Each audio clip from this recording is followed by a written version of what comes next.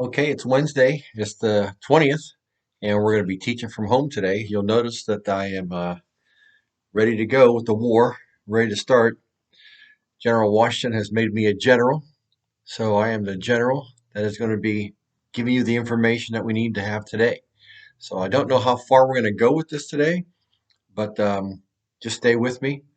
If you want to, you can pause me here at any time, and you can also get your notes out, and you can get your PowerPoint out, and if you know how to double screen this, it would probably work out pretty good. So if you double screen it, just push the Windows button and an arrow button, and it'll go either left or right. So, all right, well, let's start here today. And I'm going to be looking at the book here, so I'll be looking down a lot. So don't think I'm not paying attention to you because I am. Okay,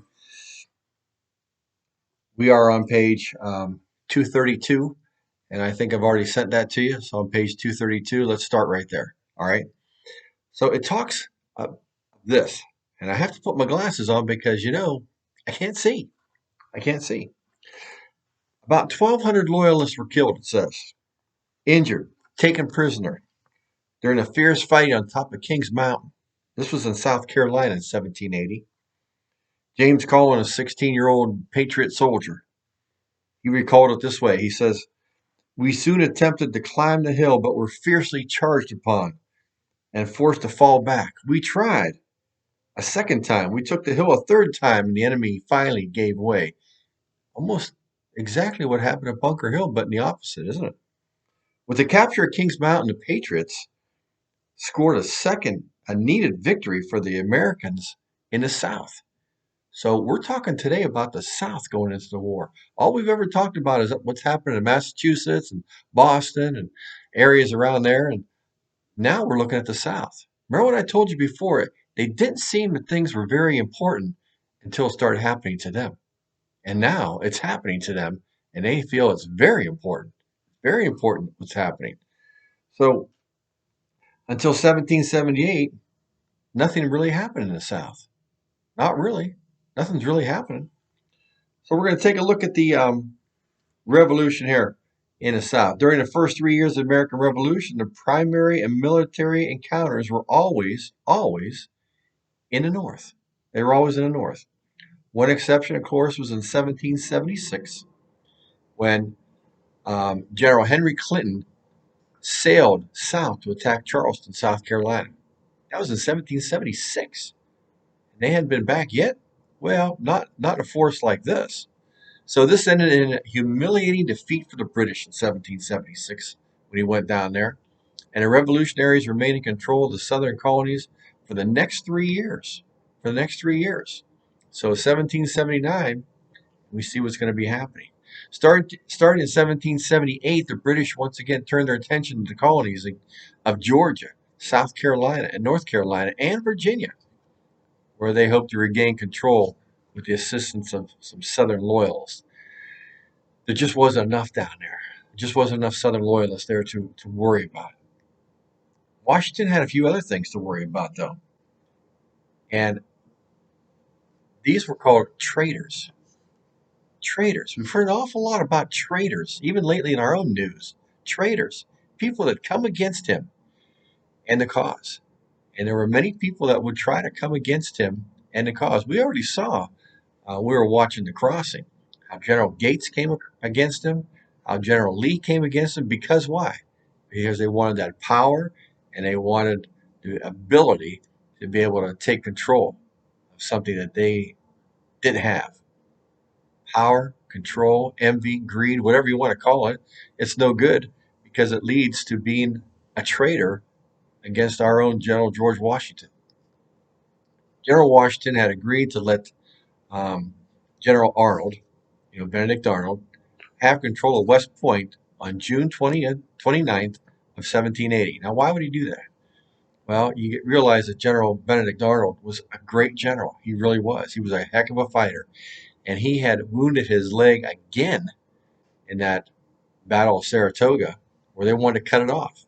Well, he finally recuperated, and leg never really healed right. I mean, he always had a limp with it. He was always in pain with it. He knew he could never be in the front lines again, but he still wanted a commission. Washington made him, I believe, a major general. He said, I want to give you a command of West Point. West Point, up in New York in that area, was a very strategic place. And he said, I want you to man it, take care of it, and you be supreme commander there until maybe I can find you something else to do. So Arnold did it. He did it. Now, Arnold was married to a lady named Peggy Shipton. And Peggy Shipton's families were Tories, of all things. She worked on that man. She worked on him a lot to get him to start changing his mind.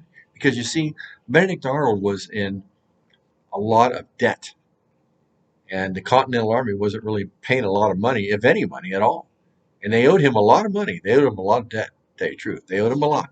More than money. They owed him a lot of gratitude, really. And he never got it. And so she played on him with these ideas that, don't you think the British are going to win anyway? And when they do, you're going to be on the wrong side. And then what will happen to us? Why don't you join the other side? They'll give you money. They'll give you a rank. Before you know it, you'll be a general. You'll be back on the field again. And we'll be sitting good because once the war's over, we can go back to England. Or maybe even get some land here. Sounded too good to be true. But to do this, he would have to go against his old friend, General Washington. Could he do it? Well, he did meet with the British. He met with a couple of them. One was a Colonel Andre, and Colonel Andre was actually the boyfriend of Peggy Shipton before Benedict Arnold. He loved her. He loved her tremendously. She loved him. But she saw the uprising of General Arnold and fell in love with him and married him. It broke Andre's heart. But Andre was pretty sneaky about things. He still sent her letters, and she sent letters back. Talk about treason. Anyway, he offered he offered Benedict Arnold a deal. And the deal was exactly what I just got done telling you. They would give him money. I believe it was $25,000, something like that. And they would make him a general in the British Army. And he would also lead men on the field. Well, he actually would do that. But to get to that point, they needed something from him. They wanted West Point. They wanted West Point. So he made the deal. He sure enough made the deal. And the deal was they would get West Point. They would come in and take it. No problem. He would escape, get on a ship called the Vulture, I believe it is, British ship, go back to England, get his commission, and eventually come back to the States, or come back to this country, or whatever you want to call it here, colonies, with British soldiers and fight against the same men that he led in battle, even at Saratoga. You talk about a traitor. He could have just went away to Canada and been done with it, but no, he actually went on the other side and fought against the very side he led in battle. Can't be much worse than that. If he gets caught, could hang. Could hang. So here's what he does. I'm trying to make it as short as I can. There's a great story about it. Arnold is going to start taking the guard away from West Point, putting the guns away, changing everything. The men were starting to get suspicious. He fluffed it off. So eventually, Arnold is going to offer to surrender West Point for 20,000 pounds, about $30,000. Because of delays in communication, he did not know that his offer to surrender West Point had been accepted until the 24th of August, 1780. Well, Arnold met Washington on July 31st, almost a month before, as Washington was crossing the Hudson at King's Ferry, and Washington suggested that Arnold take command of his troops, his light troops, against the British, his whole left wing in New York. Well, this could have changed a lot of things. This is exactly what he wanted. He wanted the left wing, didn't he? He wanted something. A month earlier, right, he betrayed, Arnold had already betrayed Washington and his movements and plans and the French. So if Arnold would have surrendered West Point, if it would go down the way it would go down, then Washington would have to retreat from his current position in New York, break off his plans to unite with the French, which we've been waiting for a long time, you know that, to attack Clinton in New York. That's what they want to do, get the French to attack Clinton in New York, the French General Rochambeau, and leave the French troops vulnerable in Long Island all by themselves. Clinton could then defeat the French, and that would be the end of the war. That's how serious it got. That's how serious it would get. Well, it came down to this. Andre meets with General Arnold for one last time and says, all right, let's get this all set up. Here's how we're going to do it. Now, he was dressed not as a British officer, but as a commoner in regular clothes, because Arnold told him, you cannot go riding through the woods here in a bright red coat. They're going to kill you. So put these clothes on. He put on regular clothes, and Arnold gave him a note.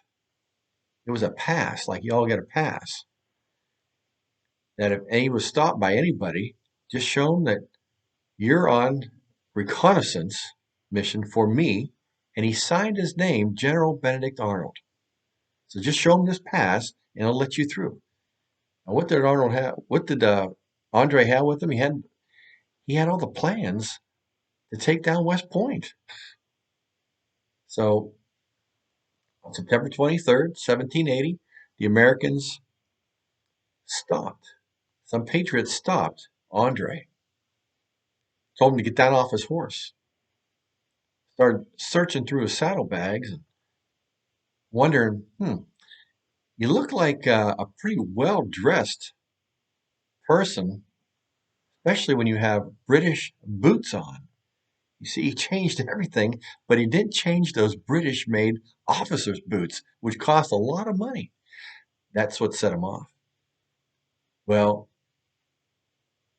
he gave him the pass. He gave the Patriots a pass, and it showed West Point's garrisons and defenses, and everything was signed by Benedict Arnold. They didn't trust him, so they found other papers in his saddlebags. They took them for questioning, and they sent that pass, and they sent that stuff to George Washington. Wow. You see, he put his name down in paper. He put it in print. It's never good to put anything in print that can be used against you later on. And that's exactly what he did. Not only that, he signed his name. He signed his name to it. Well, Arnold would escape because Washington was furious, and he made his way up there with some men. When he came there, he wasn't even stopped. The guards didn't even question because none of them had guns. See, the British could have walked right in. Arnold escaped to enemy lines, later became a brigadier general in the British Army, and he fought against the same men that he had led into battle in Saratoga. He even came to, I think I told you the story where he came to Williamsburg, and he wasn't afraid to show his face in a red British jacket. Well, a lot of things happened to him, and maybe we'll talk more about it when we get back in class, but Arnold goes to England after the war. He dies in June of 1801 from a nervous disease. They don't know if it's Parkinson's disease or something else, but he started to shake quite a bit. He was so distraught because, of course, we know the British lose. His whole idea of being some grand person over in England failed.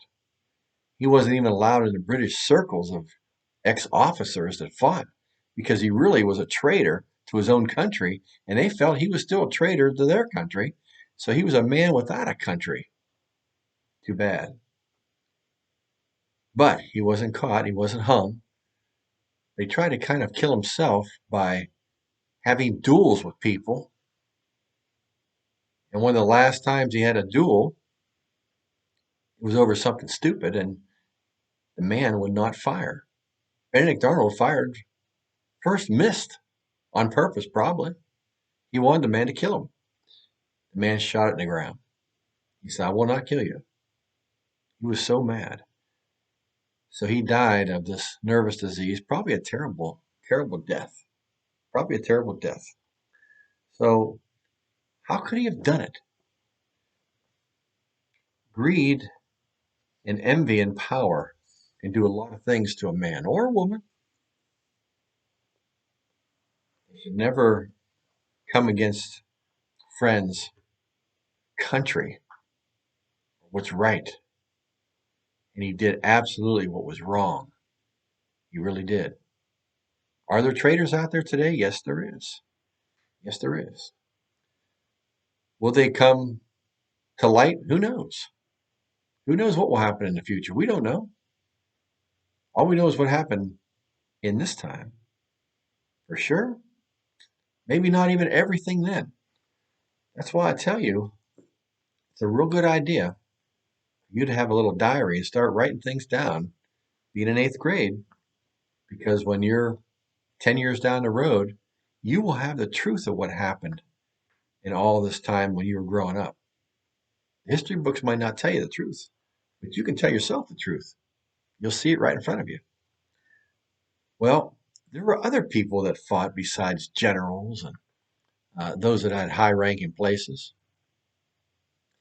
There was a man called Francis Marion.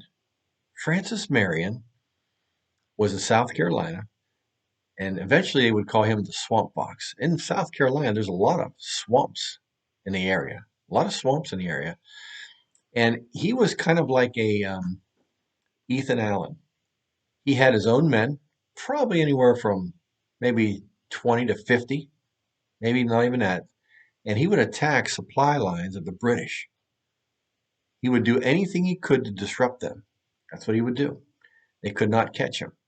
Now, in August of 1780, leading a series of successful nighttime guerrilla-style attacks where he would hit them and run against the British supply and communication lines and against small concentrations of British or loyalist soldiers. That's what he would do.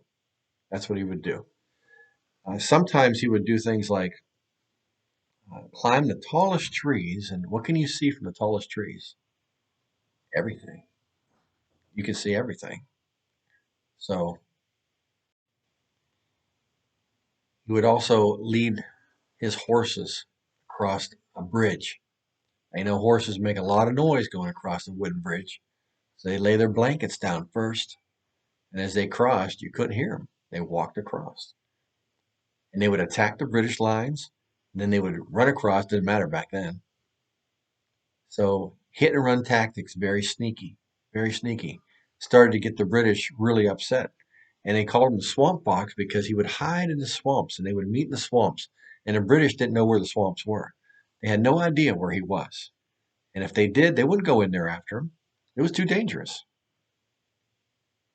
Frustrated people like Banister Tarleton, Colonel Banister Tarleton. Banister Tarleton had a cavalry group called the um, oh my goodness, I can't think of the name right now.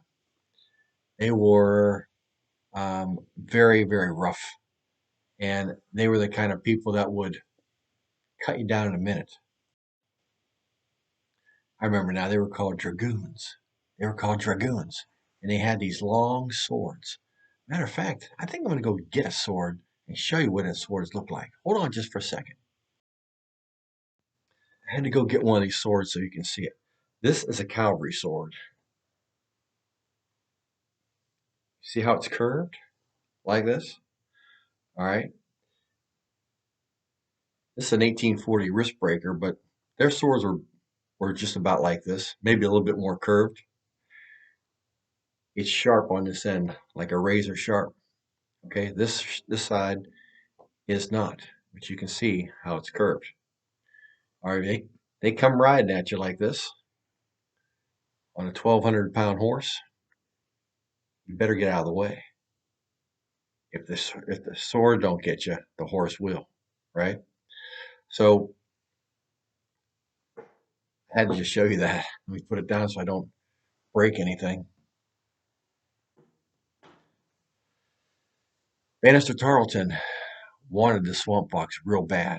He really did, because he kept interrupting his group all the time, and he did some pretty horrible things to find out where he was. Some pretty horrible things. Killed people even to find out the answers. Sometimes even burned people in their own houses. Now you might say that didn't happen. Yeah, it did happen. There was witnesses to it. Our seventh president, Andrew Jackson, was actually a boy, about 14 at the time. Him and his brother were taken captive by the British because they were in a militia fighting for the Patriots. His brother would die of a disease in prison, his mother too. Um, and he would get out, but he was slashed on his face by one of those swords because he refused to clean the boots of a British officer. Don't tell me they didn't come against kids. They did. Your age, too. He was 14 years old. There's a story about it. Now, this Banister Tarleton, we'll talk more about him when we get back in school, hopefully this week. He knew that Swamp Fox was out there, but he didn't know his real name. He didn't. He couldn't find his real name out. He never did find his name out, that it was Francis Marion, because Marion had been very deceptive. So in December of 1780, he was promoted to a brigadier general under Nathaniel Greene. I'm talking about Francis Marion was. And they fought in this battle called Cowpens. Cowpens. And guess who was in charge of the British side for Cowpens? Banister Tarleton. Banister Tarleton. Now, there's a real cool story about that, too. What happened? So, General Daniel Morgan, remember Daniel Morgan was caught up in Quebec when Montgomery and Benedict Arnold were up there, and Daniel Morgan was one of those that was captured. He was a colonel then. Well, now he's a general. General Daniel Morgan and General Nathaniel Greene won battles in the South. Morgan defeated the British in 1781 at this battle called Cowpens. Now, here's how it ties into Washington. Was Washington there? No, he wasn't there. But Colonel William Washington, General Washington's cousin, was there. And he raced ahead of his cavalry. We're talking with horses. He raced ahead of his cavalry. He dueled hand to hand with, guess who? Banister Tarleton. Yes, he did. Banister Tarleton. And he cut 2 of his fingers off. Tarleton lost 2 fingers. I don't know which ones. But you know that guard around the sword there, let me show you. That guard is supposed to protect you right here. But it only protects you so far. So he must have got him right here somehow. Didn't get him here. Must have got him right here. And he got 2 of them fingers. Oh well, got your hand in a place not supposed to be. Washington's life was saved.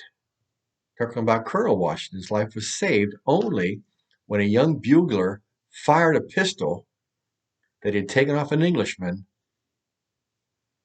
when another Englishman went to raise a saber against Washington. So Washington was about ready to get hit with one of them sabers, and the young bugler fired a gun and killed him.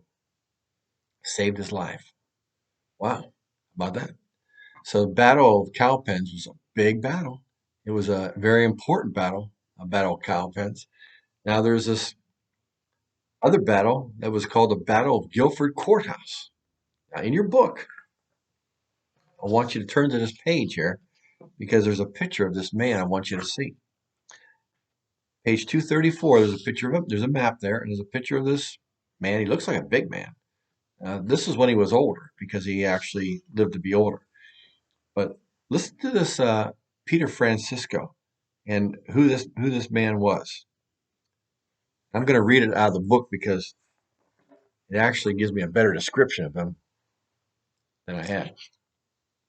Let's take a look at this. There's a monument at Guilford Courthouse. Now, Guilford Courthouse, this is just this courthouse. That's the name of the town. I don't know why they call it that, but they do. Like they call Appomattox Courthouse. Um, it's a town, but we think it's just a courthouse. And anyway, there's a monument at Guilford Courthouse. It marks the site of a charge that was made during his famous battle that was fought there.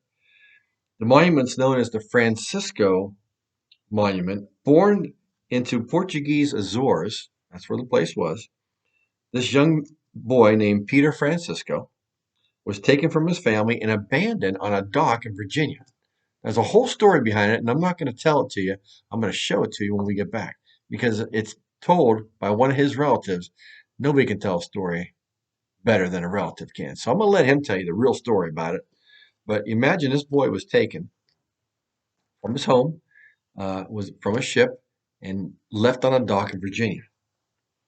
All right, when the revolution began, 16-year-old Francisco joined up with the Virginia militia. He fought in a lot of battles. 16 years old? Well, he wasn't just your average 16-year-old. Most accounts indicated he was quite large. 6'6", 260 pounds. That's a lineman. Well, maybe a fullback. I'm not sure. But that's a big boy. 6'6", 260 pounds at 16 years old. Wow. Anyway, they had to make a special sword for him because these little swords that we had here were not big enough. He could carry one bigger. Well, armed with this huge sword, he killed 11 British that day. 11, until he was bayoneted by a British rifle. Um, maybe once, maybe twice. Francisco collapsed, and they left him for dead on the battlefield. But guess what? He wasn't dead. He wasn't dead. He was hurt bad, but he was recovered, and it would take him a while to recover, but he would eventually join up with his men again in 1781, the Battle of Yorktown, not too far from there. Battle of Yorktown. Wow. So wait to get back and hear this story. I'm not even going to send it online. I got to show it to you in person because you got to see it. You got to see this story of Peter Francisco. It's an amazing thing. All right. At this battle, anyway, General Greene, he was in charge, and he used tactics just like Francis Marion, the swamp fox, hit and run tactics. He says, we fight, we get beat, we rise, and we fight again. And that's exactly what he did. So Greene and Morgan will eventually join forces on March 15th, 1781, in North Carolina, hoping to beat British General Charles Cornwallis. Yeah, that's the same Cornwallis that was coming against Washington. Americans were beat badly here. They were beat badly. All right, not a good sign there. But like I said, we did have people like Peter Francisco helping out. We had an awful lot of different people that fought in the war here. A lot of different people fought in the war, and African Americans fought in this war. Now you might think, no, they didn't. They absolutely did, and not as slaves. Not as slaves. George Washington offered them freedom if they would fight for 12 months. 12 months. Now, the British had offered the same thing. Remember, I told you the story what Benedict Arnold had offered them. The British offered African American slaves to fight for them to have freedom, and nearly 1,000 joined. Nearly 1,000 joined. Some, though, had no choice to join. They joined at the end of a bayonet. In other words, you join or you die right now. They needed men, and they figured these men could fight just as well as anybody else. Some even became Hessians. How can you become a Hessian? But they did. They fought with them. Some they used as laborers, like slaves. Some they did. Now, Americans saw that this was becoming very popular with the African American people here because they, of course, wanted to be free, and British are offering them freedom. So that's when the Americans offered them the same deal African Americans been fighting since the beginning of the war. If you fight for 12 months, the men were set free. A lot of them stayed. A lot stayed. Even after the 12 months, they stayed. Why not? Well, had George Washington been less, and here's a word for it, ambivalent, in other words, cautious, more blacks might have participated um, on the Patriot side than with the Loyalists at an earlier time. He could have. He was kind of caught in some politics where they didn't feel that slaves or any black man would be worth fighting with. Could they trust them? And you got to realize this is the 1700s. Could they trust them? After being slaves all this time, would they turn on the white man and just shoot them? Well, we did have Native Americans fight with us, and there were some Hispanics fighting with us. We know that from Bernardo de Galvez, Spanish were fighting. Why not the blacks? Well, when he took command of the Army, Continental Army in 1775, Washington barred the further recruitment of any black soldiers. They had already been recruiting black soldiers because a lot of people had signed over the papers of their slaves to the Continental Army and they would fight with them.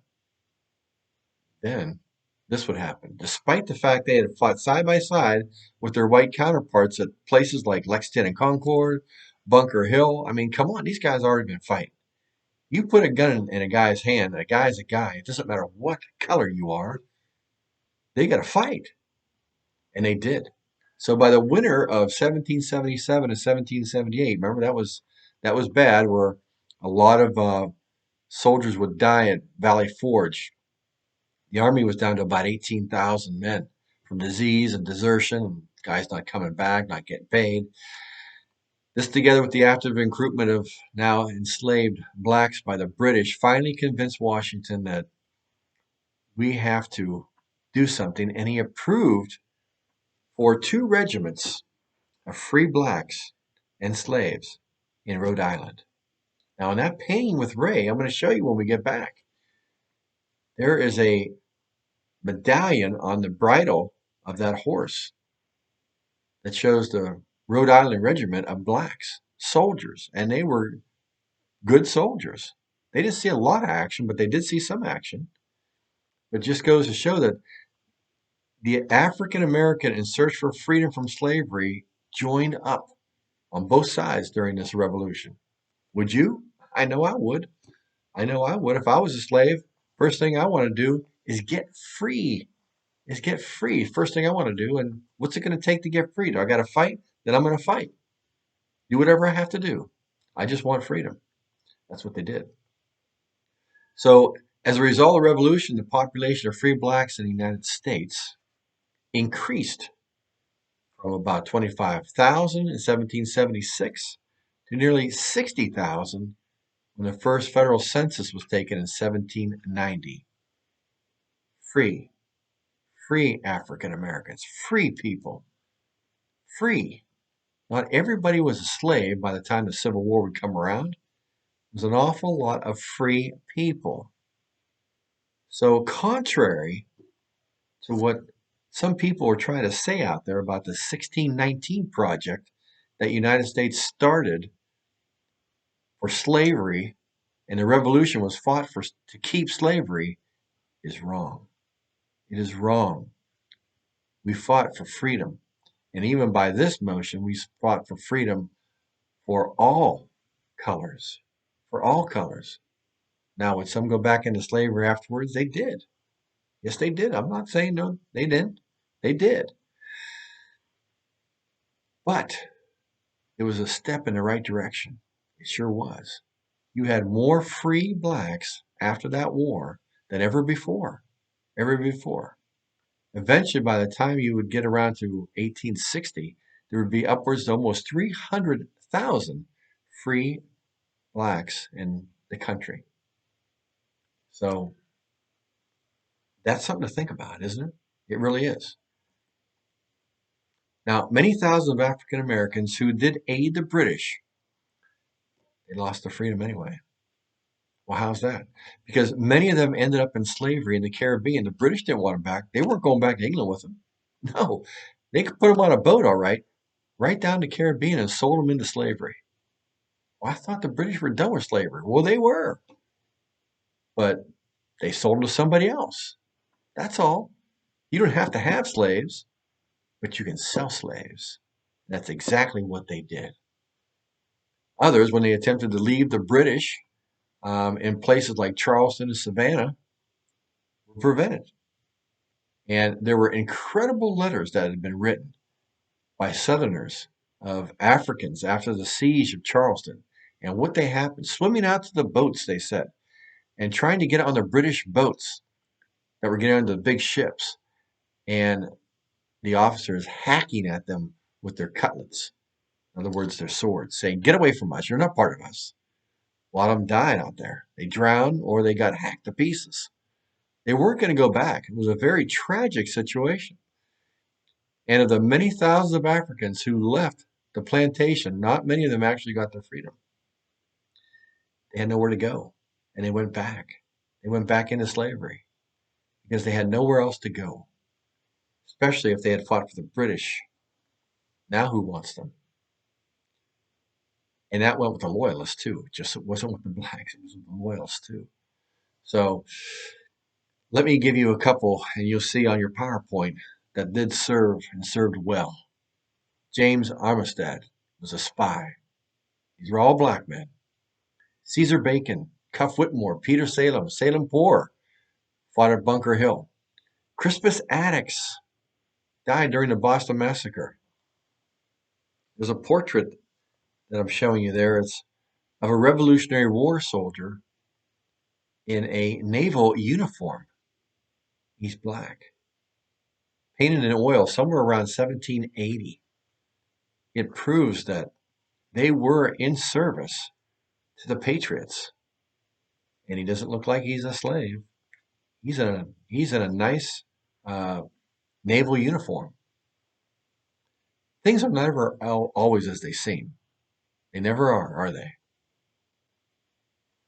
Now, there's another whole group of people that we didn't even get a chance to talk about. That's women. Oh, yes. Women had a very big part in this war. Well, maybe not as big as maybe some of the generals and the guys out there fighting on the battlefield, but they were fighting all right because many women took on the responsibility of, first of all, running businesses and farms while their husbands were away. They had to keep life going.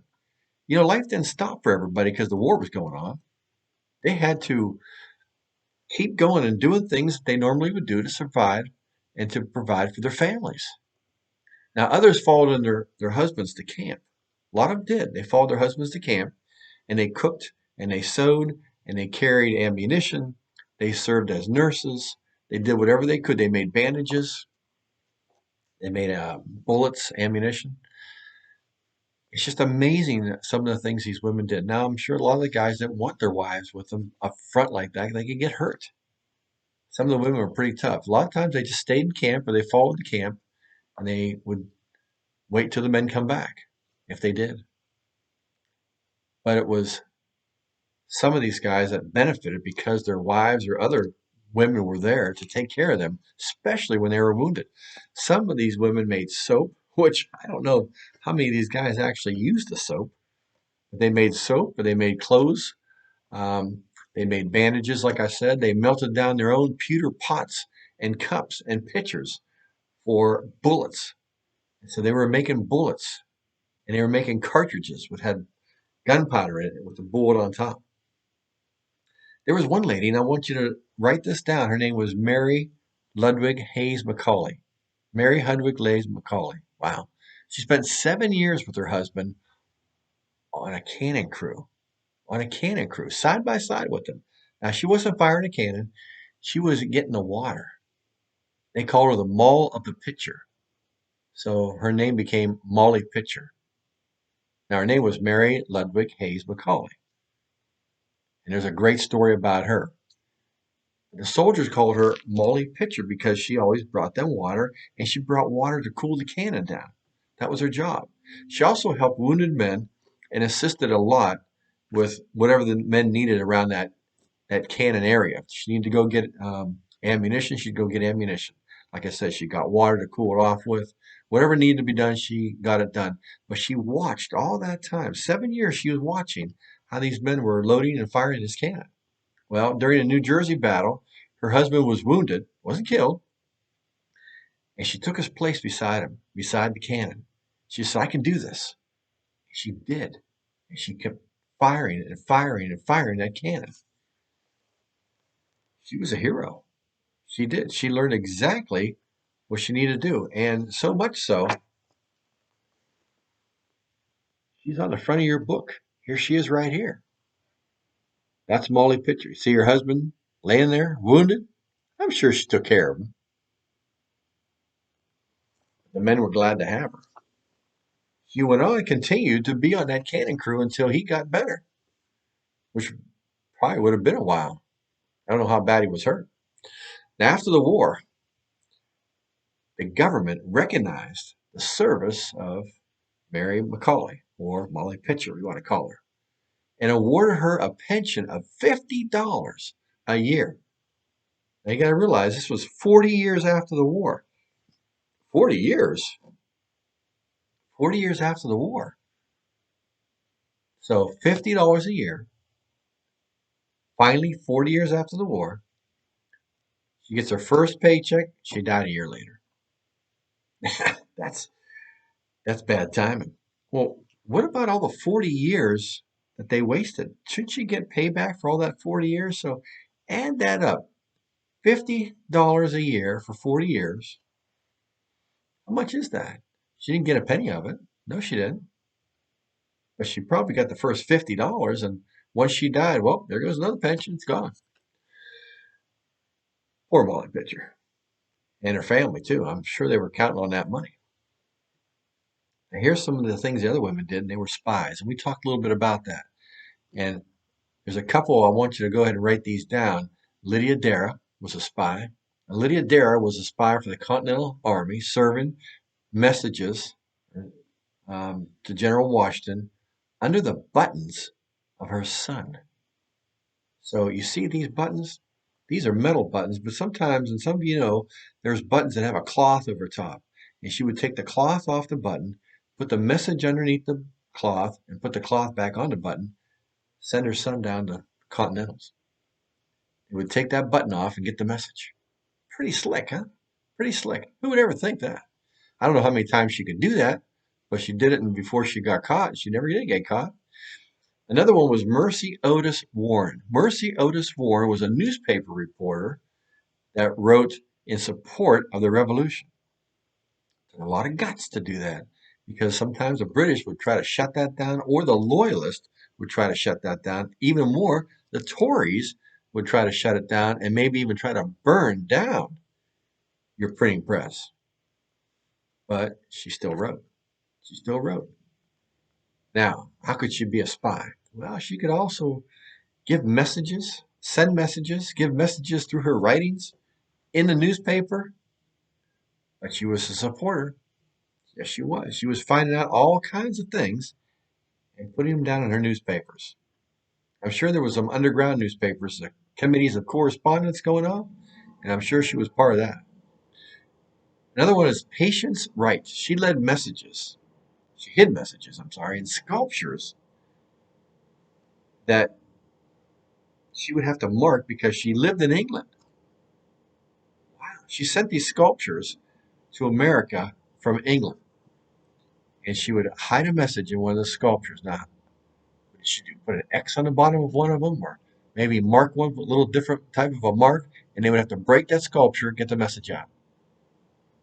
It took a lot of boldness because if she ever got caught, she'd been killed. Now, all these women, if they would get caught, they would be hung. You mean they would hang women? Yes, they would hang women. You know, they hung a lot of women during the Salem witch trial. If you're a spy, woman or man, you're hung. Here's a couple more. Sarah Bradley Fulton. Now, sometimes called the mother of the Boston Tea Party. Why is that? She delivered dispatches through enemy lines during this time. She was delivering dispatches through enemy lines. Who would suspect a woman? Nobody does. Nobody does, because a woman would never stoop so low as to be a spy. Well, these women did. They were helping the cause. They hated the British. They hated how the British acted. They hated how the way the British treated us. Emily Geiger was another one. And she rode 50 miles through British and Tory enemy territory to deliver a message to General Sumter. I believe she's only 16 years old when she did that. 16 years old. And she rode all that way through there without stopping. Amazing. So you might be thinking, well, I'm only 14. What can I do?